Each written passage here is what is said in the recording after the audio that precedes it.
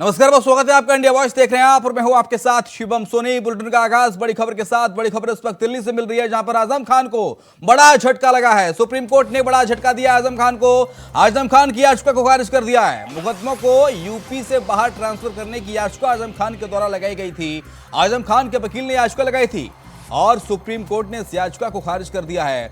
मामलों को रामपुर से ट्रांसफर करने के लिए हाईकोर्ट जा सकते हैं, ये बात कही है सुप्रीम कोर्ट ने। यानी कि जो मामले हैं वो उत्तर प्रदेश में ही रहेंगे, उत्तर प्रदेश के बाहर के किसी कोर्ट में नहीं जाएंगे, ये बात सुप्रीम कोर्ट ने कही। दरअसल आजम खान जेल की सजा काट रहे हैं और इसको लेकर सुप्रीम कोर्ट में आजम खान के वकील की ओर से याचिका लगाई गई थी कि जो मामले चल रहे हैं वो बाहर के कोर्टों में चलाए जाएं, अन्य राज्यों के कोर्ट में चलाए जाएं। और इसको लेकर ये बड़ा झटका आजम खान को, याचिका को खारिज किया गया है।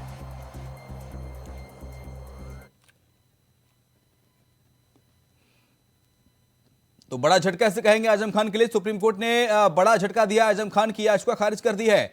मुकदमों को यूपी से बाहर ट्रांसफर करने की याचिका आजम खान के वकील के द्वारा लगाई गई थी और मामले को रामपुर से ट्रांसफर करने के लिए हाईकोर्ट जा सकते हैं, ये बात आजम खान को कही है। आजम खान के वकील को सुप्रीम कोर्ट ने कही है कि रामपुर से ट्रांसफर कराने के लिए हाईकोर्ट आप जा सकते हैं, लेकिन राज्य से बाहर जाने पर फिलहाल रोक लगा दी है। ये बड़ा झटका हालांकि कहेंगे आजम खान को। आजम खान जो कि सजा काट रहे हैं, रामपुर से पूर्व विधायक प्रियम पाठक ज्यादा जानकारी के लिए हमारे साथ हमारे संवाददाता इस वक्त लखनऊ से लाइव जुड़ गए हैं। प्रियम, एक बड़ा झटका कहेंगे आजम खान को, क्योंकि अब जो मामले हैं आजम खान के ऊपर जो चल रहे हैं वो उत्तर प्रदेश में ही चलेंगे, बाहर नहीं जा सकते। हालांकि हाईकोर्ट ने, सुप्रीम कोर्ट ने यह कहा कि रामपुर से ट्रांसफर कराने के लिए आप हाईकोर्ट जा सकते हैं, लेकिन राज्य से बाहर नहीं।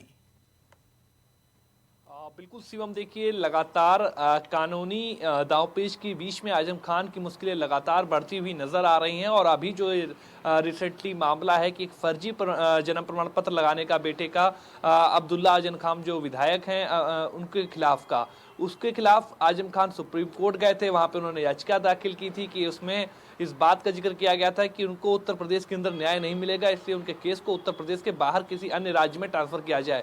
लेकिन इस याचिका पर सुनवाई करने से सुप्रीम कोर्ट ने मना कर दिया है और सुप्रीम कोर्ट से आजम खान की जो याचिका है वो खारिज हो गई है। इसके अलावा सुप्रीम कोर्ट ने ये आदेशित किया है कि इस मामले को लेकर आजम खान जो है वो हाईकोर्ट का रुख कर सकते हैं, तो पहले वो हाईकोर्ट जाएं, हाईकोर्ट में जाकर वो अपनी बात को रखें। तो कहीं ना कहीं लगातार आजम खान के लिए जो मुश्किलें हैं वो बढ़ती जा रही हैं। अभी अब से कुछ दिन पहले एक विवादित भाषण देने के बारे में जो है उनके खिलाफ जो है पूरा मुकदमा चला, उसमें सजा तय हुई और उसी की वजह से उनके विधानसभा की जो सदस्यता थी आजम खान की वो भी रद्द हुई। और कहीं ना कहीं उसके जो नतीजे आए वो भी साफ तौर पर देखने को मिला कि किस तरीके से समाजवादी पार्टी की उसमें किरकिरी हुई। खुद आजम खान के जो विवादित बोल थे तो उनको खामियाजा उठाना पड़ा। और अभी जो है अब लगातार अगर आप देखें तो कानूनी शिकंजा जो है वो कसता हुआ दिख रहा है और कानूनी दांवपेच के बीच में फंसते हुए आजम खान और आजम खान के वकील ने सीधा आरोप लगाया प्रियम को उत्तर प्रदेश में उन्हें न्याय नहीं मिलेगा। क्या दलीलें दी गई आजम खान के वकील की ओर से और इस पर सरकार की ओर से क्या कुछ दलीलें दी गई, किस तरह से बहस हुई कोर्ट में? देखिए कोर्ट में इस मामले को लेकर जो याचिका दाखिल करी गई थी उस पे जब इस मामले को लेकर याचिका पर कि इस बात को लेकर सुनवाई हुई कि इस याचिका को एडमिट करना चाहिए या फिर नहीं करना चाहिए, तो उस दौरान जो याचिका दायर करी गई थी उसमें उन्होंने अपने कई सारे तथ्य रखे। उन्होंने बताया कि किस तरीके से उत्तर प्रदेश के अंदर सरकार के दबाव में जो सरकारी मशीनरी है वो काम कर रही है, इस वजह से उनको उम्मीद नहीं है कि उत्तर प्रदेश के अंदर उनको न्याय मिल पाएगा। इसलिए उन्होंने इस बात का अनुरोध किया था कि उनके इस केस को उत्तर प्रदेश के बाहर ट्रांसफर किया जाए। लेकिन इस बात पर सुनवाई करने से सुप्रीम कोर्ट ने साफ तौर पर मना कर दिया और सुप्रीम कोर्ट से कहा गया कि आप अपनी इस मांग को लेकर आप हाईकोर्ट जा सकते हैं, हाईकोर्ट में अपने केस को जो है वो आप चैलेंज कर सकते हैं। तो हाईकोर्ट के लिए पहले आपको रुख करना होगा। तो इस बात का साफ तौर पर जो निर्देशित है वो कोर्ट की तरफ से किया गया है। कोर्ट में भी इस बात को माना कि जो याचिका दायर करी गई है वो इस लायक नहीं है या उसके अंदर वो तथ्य नहीं है जिनके आधार पर सुप्रीम कोर्ट के अंदर उस याचिका को लेकर सुनवाई हो। ठीक है, बने रहिए प्रेम, अगली खबर भी आपसे अपडेट्स लेंगे। बहुत शुक्रिया फिलहाल तमाम जानकारी के लिए। अगली बड़ी खबर का रुख कर लेते हैं और यूपी से बड़ी खबर, जहां पर ग्लोबल इन्वेस्टर समिट को लेकर रोड शो करेंगे मुख्यमंत्री योगी आदित्यनाथ। कल मुंबई में रोड शो होगा, सीएम योगी रोड शो करेंगे ग्लोबल इन्वेस्टर समिट को लेकर। यह पहला road show CM Yogi Adityanath का कल मुंबई में, देश की आर्थिक राजधानी मुंबई में रोड शो मुख्यमंत्री योगी आदित्यनाथ का। दरअसल global investor summit Uttar Pradesh में होने जा रहा है 10 से 12 फरवरी के बीच। और इस ग्लोबल इन्वेस्टर समिट के जरिए सरकार को उम्मीद है कि इस समिट से हजारों करोड़ का जो निवेश है वो उत्तर प्रदेश में आएगा। और हमने देखा किस तरह से उत्तर प्रदेश के अलग अलग मंत्री ग्लोबल इन्वेस्टर समिट को लेकर कई राज्यों के बिजनेसमैन को, निवेशकों को निमंत्रण देने के लिए पहुंचे थे। इसमें सरकार के अधिकारी भी शामिल थे। और कल ये पहला रोड शो मुंबई में। प्रियम लगातार हमारे साथ हमारे संवाददाता लखनऊ से जुड़े हुए हैं। प्रियम, कल पहला रोड शो होने जा रहा है मुख्यमंत्री योगी आदित्यनाथ का ग्लोबल इन्वेस्टर समिट को लेकर, क्या कुछ तैयारी? बिल्कुल, देखिए अभी तक सरकार की तरफ से जो मंत्री थे, उनके अधिकारी थे, खुद मुख्यमंत्री भी विदेश गए, विदेशी निवेशकों को उत्तर प्रदेश में लाने के लिए उन्होंने भरसक प्रयास किए और उनको यहाँ के लिए इनवाइट किया, जो उत्तर प्रदेश के अंदर ग्लोबल इन्वेस्टर समिट होने जा रही है उसको लेकर। अब सरकार का लक्ष्य है कि जो घरेलू निवेशक हैं उनको भी उत्तर प्रदेश में आकर्षित किया जाए, उनको भी उत्तर प्रदेश के लिए आमंत्रित किया जाए। और उसी के लिए अब से महज कुछ देर बाद मुख्यमंत्री योगी आदित्यनाथ लखनऊ से मुंबई के लिए रवाना होंगे और वहां पर जाकर वो वहां के जो बड़े निवेशक हैं, जो बड़े उद्योगपति हैं, उनके साथ में मुलाकात करेंगे, उनको बताएंगे कि उत्तर प्रदेश के अंदर सरकार किस तरीके से काम कर रही है, इन्वेस्टर के लिए किस तरीके से इन्वेस्टर फ्रेंडली माहौल जो है वो तैयार कराया गया है। उत्तर प्रदेश के अंदर कानून व्यवस्था जो एक बड़ा मुद्दा होती थी हमेशा, उस पर किस तरीके से सरकार ने अपना शिकंजा कसा है और किस तरीके से कानून के राज को स्थापित किया है। इसके अलावा उत्तर प्रदेश के अंदर क्या कुछ ऑप्शन है, कितना बड़ा मार्केट है, जो 23 करोड़ की जनसंख्या है, तो वो किस तरीके से उन इन्वेस्टर्स के लिए भी फायदेमंद हो सकती है और वो अगर उत्तर प्रदेश आएंगे तो उससे उत्तर प्रदेश का क्या कुछ फायदा होगा। इन सभी मुद्दों को लेकर मुख्यमंत्री योगी आदित्यनाथ मुंबई जाने वाले हैं। आज अब से महज कुछ देर बाद वो मुंबई पहुंचेंगे। कल उनका जो है रोड शो भी होना है। रोड शो के जरिए वो बड़े निवेशकों को साफ तौर पर उत्तर प्रदेश के लिए साधने का प्रयास करेंगे। फिल्म जगत की जो बड़ी हस्तियां हैं, जो निर्देशक हैं, बड़े जो फिल्म निर्माता हैं, उनके साथ में जो है वो मुलाकात करेंगे, उनको भी उत्तर प्रदेश में आने के लिए जो है वो आमंत्रित करेंगे। इसके अलावा जो टाटा ग्रुप्स है या जो अन्य बड़े ग्रुप्स हैं, उनके जो प्रतिनिधि हैं या फिर उनके जो चेयरमैन हैं, उनके साथ में मुलाकात करेंगे और उनको भी उत्तर प्रदेश में आने के लिए आमंत्रित करेंगे। साफ तौर पर प्रदेश सरकार का लक्ष्य है कि ग्लोबल इन्वेस्टर समिट के जरिए एक बड़े स्तर पर निवेश उत्तर प्रदेश के अंदर लाया जाए, ताकि उत्तर प्रदेश की जो आर्थिक स्थिति है वो बेहतर हो और कहीं ना कहीं जब इकोनॉमी बेहतर होगी तो उत्तर प्रदेश के अंदर रोजगार के अवसर पैदा होंगे। उत्तर प्रदेश के जो युवा है, जो लोग हैं, उनको रोजगार के लिए दूसरे शहर, दूसरे राज्य, दूसरे देश नहीं जाना पड़ेगा। सरकार ने 2022 के चुनाव में जब अपना संकल्प पत्र जारी किया था तो उसमें भी इन बातों का जिक्र किया गया था कि सरकार रोजगार के अधिक से अधिक अवसर जो है वो उत्तर प्रदेश के अंदर पैदा करेगी, ताकि उत्तर प्रदेश के जो युवा हैं उनको रोजगार के लिए दूसरे देश, दूसरे राज्य या दूसरे शहर ना जाना पड़े, उनको अपने घर में, उनको अपने राज्य में ही रोजगार जो है वो मिल सके। तो उसको लेकर सरकार लगातार प्रयासरत है। उसी के लिए ग्लोबल इन्वेस्टर समिट की जा रही है। 7 लाख करोड़ रुपए का निवेश लाने का पहले लक्ष्य रखा गया था, लेकिन जिस तरीके से विदेशों में मंत्री गए, खुद मुख्यमंत्री भी गए, उनके अधिकारी गए और वहां पर जिस तरीके से एमओयू साइन हुए हैं और जिस तरीके से पूरी बात हुई है, उसके मुताबिक 7 लाख करोड़ से अधिक का निवेश जो है वो उत्तर प्रदेश में आने की बात हुई है। लेकिन अब अपने ही लक्ष्य को ये तो हो गई, जाहिर सी बात है, तारीफ काबिल है सरकार की कवायद, क्योंकि अपराध मुक्त, भय मुक्त प्रदेश तो उत्तर प्रदेश बन चुका है प्रियम। लेकिन अब समृद्ध उत्तर प्रदेश बनने की ओर है, विकसित उत्तर प्रदेश बनने की ओर है। तो विदेशी इन्वेस्टर्स तो आ रहे हैं, लेकिन अपने ही देश से घरेलू इन्वेस्टर्स कौन कौन से शरीक हो रहे हैं? कुछ चर्चा है नामों की? कुछ बड़े उद्योगपति देश में शुमार हैं? देखिए बिल्कुल शिवम, देखिए इसको लेकर चर्चा नहीं, बाकायदा आज जब जो है मुंबई जाएंगे तो वहां पर उनके जो बड़े बड़े देश के जो उद्योगपति हैं या जो बड़ी बड़ी देश की कंपनियां हैं, चाहे वो टाटा ग्रुप्स हो, चाहे वो अन्य जितने भी इंटरनेशनल ग्रुप टीसीएस हो, उन सभी के जो चेयरमैन हैं उनके साथ में मुलाकात होगी, उनको भी उत्तर प्रदेश के लिए आमंत्रित किया जाएगा। और इसीलिए मैं आपको बता रहा था कि जो पहले लक्ष्य सरकार ने 7 लाख करोड़ रुपए के करीब का रखा था, उसको बढ़ाकर अब 10 लाख करोड़ रुपए का कर दिया है। चूंकि 7 लाख करोड़ का जिस तरीके से रिव्यू और जिस तरीके से रिपोर्ट मिली, उसके मुताबिक जो विदेश के निवेशकों के साथ में मुलाकात हुई है तो उन्होंने उत्तर प्रदेश में निवेश करने की बात कही है। तो अब इस निवेश को बढ़ाने के लिए अब उत्तर प्रदेश के जो माफ कीजिएगा, जो देश के घरेलू निवेशक हैं, जो उद्योगपति हैं, अब उनको लुभाने का प्रयास चल रहा है और उसी के लिए प्रदेश सरकार प्रयासरत है। खुद मुख्यमंत्री के साथ में उनके मंत्री, अधिकारी जो है वो आज भी मुंबई जाएंगे। इसके अलावा अन्य राज्यों में भी रोड शो किए जाएंगे जहां पर बड़े उद्योगपति हैं जिनको उत्तर प्रदेश लाया जा सकता है। जाहिर तौर पर, और इसके साथ ही विपक्ष जो है उसने सरकार को निशाने पर ले लिया है प्रियम। विपक्ष कह रहा है, समाजवादी पार्टी कह रही है कि इस तरह के इन्वेस्टर समिट तो पहले भी हुए, लेकिन नतीजा क्या निकला? ढाक के 3 पात। और इस पूरे मुद्दे को लेकर सरकार को घेरने की कवायद में विपक्ष और समाजवादी पार्टी, कांग्रेस, सभी दल मिलकर। अब बिल्कुल देखिए, चूंकि जिस तरीके से आप देखें इससे पहले की 2 इन्वेस्टर समिट आयोजित की गई। जब सरकार का पहला कार्य मुख्यमंत्री योगी आदित्यनाथ का बतौर मुख्यमंत्री पहला कार्यकाल था, तो उन्होंने सबसे जो अहम फोकस किया था और या उनके जो ड्रीम प्रोजेक्ट थे उसमें से एक ग्लोबल इन्वेस्टर समिट भी था। जब उत्तर प्रदेश के अंदर इन्वेस्टर समिट का आयोजन किया गया, देश के जो बड़े निवेशक हैं उनको बुलाया गया, उन्होंने यहाँ पर बड़े बड़े निवेश की बात करी थी, लेकिन वो उस तरीके से भी ग्राउंड पर नहीं दिखा। तो कहीं ना कहीं उन मुद्दों को लेकर विपक्ष लगातार सरकार को घेरता रहा है कि सरकार ने इससे पहले जो इन्वेस्टर समिट करी हैं उनके क्या कुछ आउटपुट्स रहे हैं, उनके क्या आउटकम रहे हैं, उनके कुछ नतीजे उस तरीके से ग्राउंड पर दिखे नहीं है। लेकिन चूंकि बड़े निवेश की बातें हुई थी, बड़े प्रोजेक्ट से, तो सरकार का कहना है कि उनमें थोड़ा सा वक्त लगेगा। लेकिन विपक्ष इन मुद्दों को लेकर लगातार सरकार को घेर रहा है और इन मुद्दों को घेरने के लिए पूरा विपक्ष एक साथ बहुत शुक्रिया आपका तमाम सारी जानकारी को साझा करने के लिए प्रियम। तो कल मुंबई में ग्लोबल इन्वेस्टर समिट को लेकर रोड शो, जिसकी कमान खुद मुख्यमंत्री योगी आदित्यनाथ ने संभाली हुई है। और खबर झारखंड की राजधानी रांची से है, जहां पर ईडी ने वर्ष 2016 के राज्यसभा के चुनाव में हॉर्स ट्रेडिंग के एक मामले में अब पुलिस से सुपरविजन रिपोर्ट मांगी है।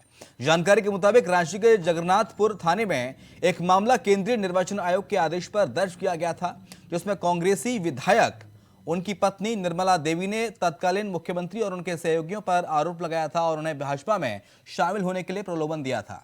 मामले में तत्कालीन एडीजी अनुराग गुप्ता पर भी आरोप लगे थे।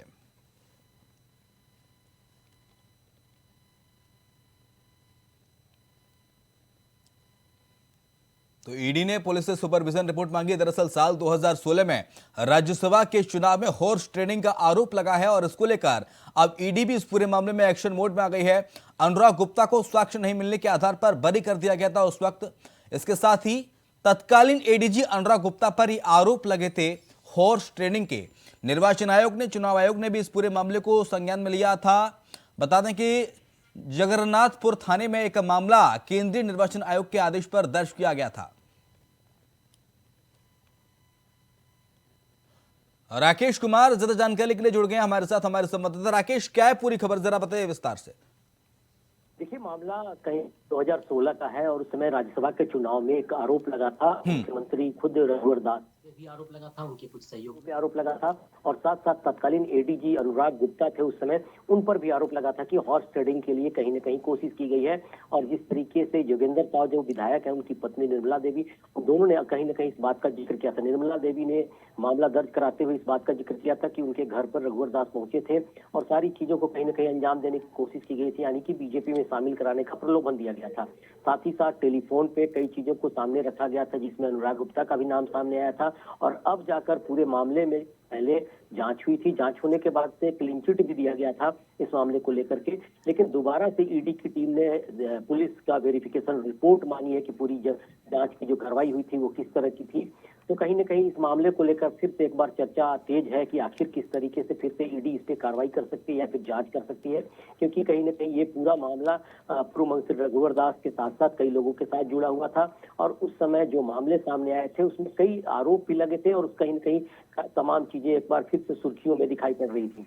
लेकिन ईडी की कार्रवाई होने की बात कही जा रही है और ऐसे में निश्चित तौर पर कहा जा सकता है कि एक बार फिर से ये चर्चा का विषय बनेगा, क्योंकि ईडी की टीम तमाम लगातार कई चीजों पर कार्रवाई कर रही है। मनी लॉन्ड्रिंग के मामले पे कार्रवाई कर रही है, साथ साथ कहीं अवैध माइनिंग को लेकर कर रही है, लेकिन अब कहीं न कहीं ये हॉर्स ट्रेडिंग का जो मामला है इस पर भी अब आने वाले समय में कार्रवाई देखी जा सकती है। जी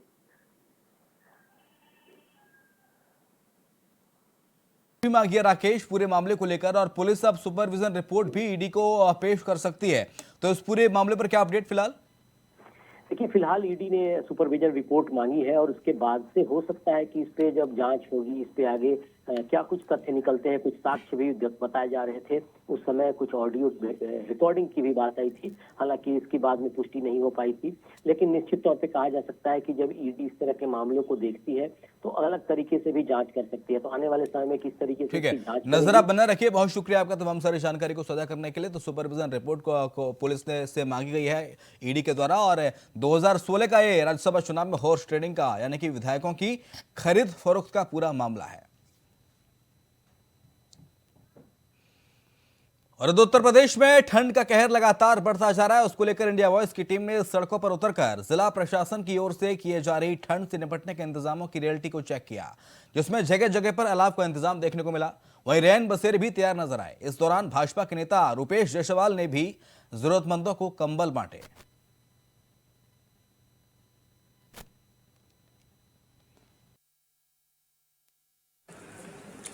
उत्तर प्रदेश में बढ़ते ठंड को देखते हुए मौसम विभाग ने यूपी के 36 जिलों में हाई अलर्ट जारी किया है। आपको बता दें कि यूपी के इन 36 जिलों में आने वाले 2 दिनों में कड़ाके की ठंड व घने कोहरे होने की संभावना जो है जताई जा रही है।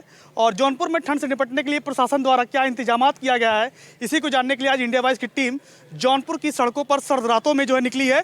और तस्वीरों में आप देख सकते हैं, जब हमारी टीम जो है जौनपुर के सागन जैसे चौक पर पहुंची तो बीजेपी के नेता व तमाम समाज सेवी संस्था द्वारा जो है कंबल वितरण किया जा रहा है। और ठंड से निपटने के लिए क्या इंतजामात जो है जौनपुर में, सीधा हम यहाँ के लोगों से जानेंगे और जानने का प्रयास करेंगे जो जिला प्रशासन जो दावे कर रहे हैं कितने धरातल पर दिखाई दे रहे हैं। जी भाई साहब, क्या नाम है आपका? रुपेश जायसवाल। रुपेश जी, ठंड जो है काफ़ी कड़क पड़ रही है, ऐसे में जिला प्रशासन बड़े बड़े दावे कर रही है, तो क्या लग रहा है कितने इंतजामात किए गए हैं?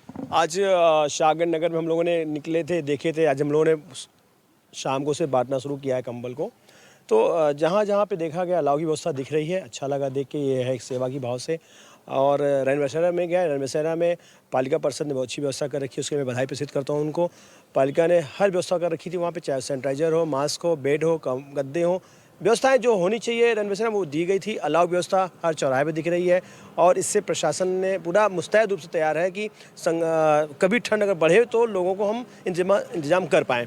कुछ लोग जो है फुटपाथ पे सो रहे हैं तो हाथों में कंबल दिखाई दे रहा है, क्या आप लोग किस तरह से वितरित कर रहे हैं? बहुत अच्छी बात है। शाहगंज छोटी सी बाजार है लेकिन सेवा भाव के लिए बहुत जाना जाता है और जौनपुर का एक बहुत दिल माना गया है। यहाँ पे हर व्यक्ति सेवा भाव के लिए निकला हुआ है। संगठन बहुत, यहाँ पे सब लोग कंबल बांट रहे हैं, लोगों की सेवा जिस प्रकार करना चाहते हैं। अगर अन्न देना हो अन्न दे रहे हैं, सेवा के लिए कंबल बट रहा है, गद्दे दे रहे हैं, गर्म कपड़े भी दे रहे हैं, संस्थाएं रन कर रही हैं। इसी तरह से भाजपा के लोगों ने भी काम किया है। अभी पिछले दिनों में माननीय विधायक जी ने 500-700 कंबल लगभग उन्होंने बांटे थे।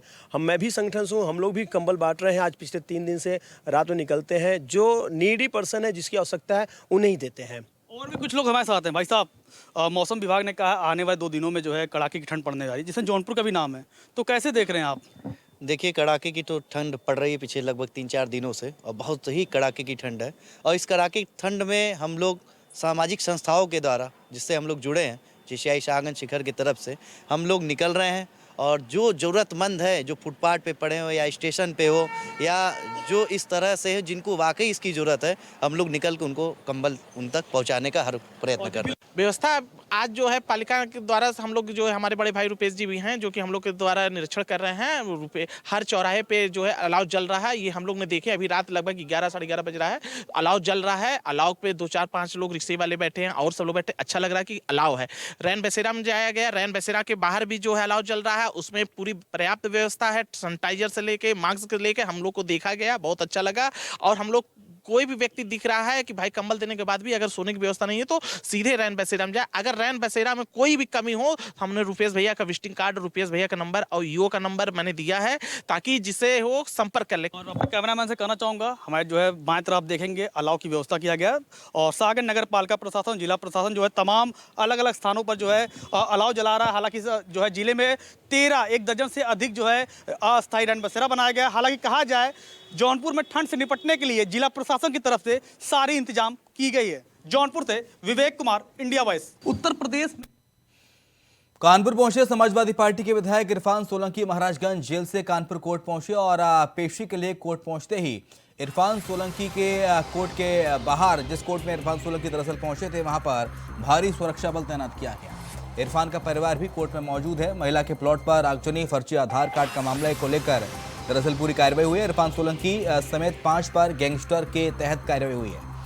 कोर्ट पहुंचे पेशी के लिए समाजवादी पार्टी के विधायक इरफान सोलंकी। महाराजगंज जेल से कानपुर कोर्ट पहुंचे इरफान सोलंकी। महिला के प्लॉट पर आगजनी, फर्जी आधार कार्ड का मामला है और पूरे मामले को लेकर इरफान सोलंकी पर यह शिकंजा लगातार कसता जा रहा है और अब कोर्ट पहुंचे हैं सुनवाई के लिए। महाराजगंज जेल से कोर्ट पहुंचे कानपुर कोर्ट इरफान सोलंकी, समाजवादी पार्टी के विधायक पेशी के लिए कानपुर कोर्ट पहुंचे और इस दौरान इरफान का परिवार कोर्ट में ही मौजूद है। साथ ही इरफान की सुरक्षा को देखते हुए कोर्ट के बाहर भारी तादाद में पुलिस बल को भी तैनात किया गया है। इरफान समेत 5 गैंगस्टर पर कार्रवाई हुई थी। गैंगस्टर के एक्ट के तहत दरअसल ये पूरी कार्रवाई की गई। कोर्ट के बाहर काफी सुरक्षा व्यवस्था में ये इरफान सोलंकी को लेकर काफी सुरक्षा बल वहां पर तैनात किया गया है। कानपुर कोर्ट के बाहर सपा विधायक इरफान सोलंकी कानपुर कोर्ट पहुंचे हैं। महाराजगंज जेल से कानपुर कोर्ट पहुंचे।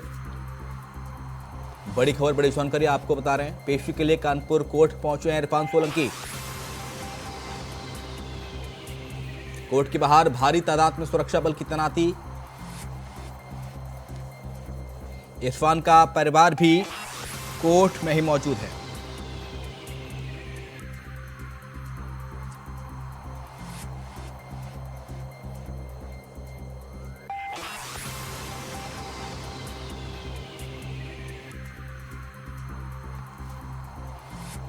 तो बड़ी खबर आपको बता रहे हैं, इरफान सोलंकी पहुंचे हैं कानपुर कोर्ट। महाराजगंज जेल से कानपुर कोर्ट पहुंचे हैं इरफान सोलंकी समेत 5 पर गैंगस्टर एक्ट के तहत कार्रवाई हुई है। मोहम्मद असलम ज्यादा जानकारी के लिए जुड़ गए हमारे साथ हमारे संवाददाता। मोहम्मद, क्या कुछ जानकारी? महाराजगंज जेल से सीधे कोर्ट पहुंचे इरफान सोलंकी, सुनवाई जारी है? जी बिल्कुल। सपा विधायक इरफान सोलंकी कल जो है बीते दिन मंगलवार को महाराजगंज जेल से कानपुर के लिए रवाना हुए थे। यहाँ पर पेशी थी जो उनकर गैंगस्टर लगाई गई है, उस मामले में पेशी होनी थी। जिसके बाद कल बीती रात जो है काफी कोहरा होने के कारण जो है उनको कन्नौज जेल में ही वहां पर शिफ्ट कर दिया गया था। जिसके बाद आज वो सुबह 9 बजे वहां से निकले थे और तकरीबन 11 बजे कानपुर कोर्ट पहुंचे हैं। और अगर हम कानपुर कोर्ट की बात करें तो यहाँ भारी सुरक्षा बल तैनात किया गया है और चप्पे चप्पे पर पुलिस तैनात है। और उनकी इसी बीच उनकी जो है पेशी होगी। उनके जो भाई है रिजवान सोलंकी, उनको भी वहां पर लाया जाएगा। इसके अलावा जो अन्य 3 और लोग हैं, क्योंकि पूरे जो 5 लोग हैं उनके ऊपर गैंगस्टर तामीर हुई है, तो ऐसे में सभी वहां पर आएंगे और उनका वहां पर परिवार ही मौजूद है। और सुनवाई लगभग शुरू हो चुकी है और कुछ ही देर में जो है जो कोर्ट की कार्रवाई है वो शुरू हो जाएगी। तो फिलहाल अगर हम बात करें इरफान सोलंकी की, तो अब तक उन पर 1.5 दर्जन से ज्यादा मुकदमे जो है वो दर्ज कर लिए गए हैं। उसमें जो आगजनी का मामला है और फिरौती का मामला है और एक मामला उन पर जो बांग्लादेशी एक रिजवान नाम का युवक है उसको प्रमाणित करने का है, उनका जो लेटर पैड था वो लगाया था। तो ऐसे कई तमाम मामले हैं जिन पर जो सपा विधायक इरफान सोलंकी पर दर्ज किए गए हैं, जिस पर जो है लगातार जो कानपुर की कमिश्नरेट पुलिस है वो कार्रवाई कर रही है। कई ऐसे लोग भी हैं जो अपनी जो इरफान के जेल जाने के बाद से कई एप्लीकेशन आई है कि जमीन कब्जा को लेकर या फिर अन्य मामलों को लेकर। इसी को देखते हुए जो कानपुर कमिश्नरेट पुलिस है उसने जो है इरफान पर जो गैंगस्टर एक्ट के तहत कार्रवाई कर दी थी। फिलहाल इस पूरे मामले की अगर हम बात करें तो इरफान की जो मुश्किलें हैं वो कम होने का नाम नहीं ले रही हैं, क्योंकि लगातार जो उनके मुकदमे हैं वो लगाए जा रहे हैं। तमाम ऐसे लोग हैं, अगर हम पीड़ित की बात करें तो तमाम पीड़ित पहुंच रहे हैं सीपी से मिलने के लिए और इरफान के खिलाफ जो है वो एप्लीकेशन दे रहे हैं अपनी जमीनों को लेकर, उनके साथ या फिर मारपीट को लेकर। तो ऐसे कई पीड़ित हैं जो लगातार पहुंच रहे हैं और कानपुर जो पुलिस कमिश्नरेट है वो लगातार मुकदमों का जो दौर है वो चला ही मुकदमे लिख रही है। फिलहाल इस मामले में कुछ ही देर में सुनवाई शुरू हो जाएगी।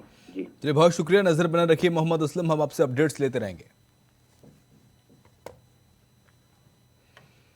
योगी सरकार के मंत्री असीम अरोड़ ने निराश्रित पशुओं को गौशाला भेजने का आदेश कन्नौज जिलाधिकारी को दिए हैं। मंत्री जी ने कहा है कि निराश्रित पशुओं को संरक्षण दिया जाएगा। गौशालाओं में अभी 1000 पशु आ सकते हैं। निराश्रित पशुओं के लिए 12 गौशालाएं भी बनाई जा रही हैं। वीडियो कॉन्फ्रेंसिंग के जरिए ठंड में ठिठुरते पशुओं के बचाव के निर्देश दिए गए। साथ ही प्रधानों से भी मंत्री जी ने ग्राम सभागार गौशाला संचालित करने की अपील की।